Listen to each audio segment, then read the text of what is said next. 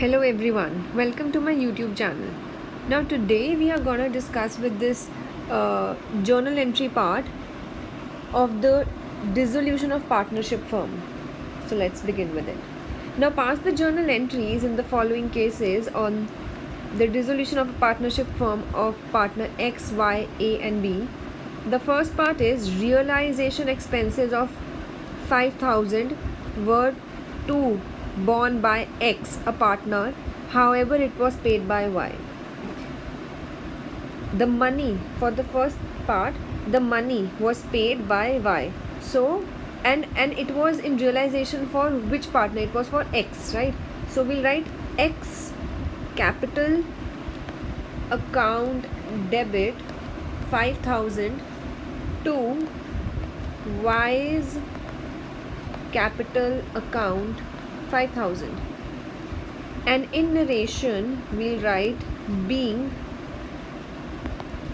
realization expenses of 5,000 were to be borne by X, whereas paid by Y. Alright, so let's read the second one. The second part says investment costing 25,000 comprising of 1,000 shares had been written off from the books completely. These shares are valued at 20 each and were divided amongst the partners. So in particular second part we have shares of 20 each and we had total of 1,000 shares, right? So we had total of 20,000 shares which is divided into the four partners, that is X, Y, A and B, right? So let's do the journal entry. It's very simple. It's X capital account debit. Now this will be divided equally. This will be divided equally amongst the partners because we are not given with any ratios or anything like that.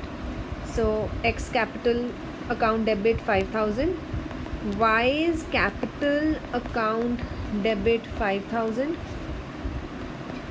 A's capital account debit 5,000 and B's capital account debit 5,000 to realization account. In realization account we have the amount of 20,000, right? In narration we'll write investment taken over by all partners. Alright,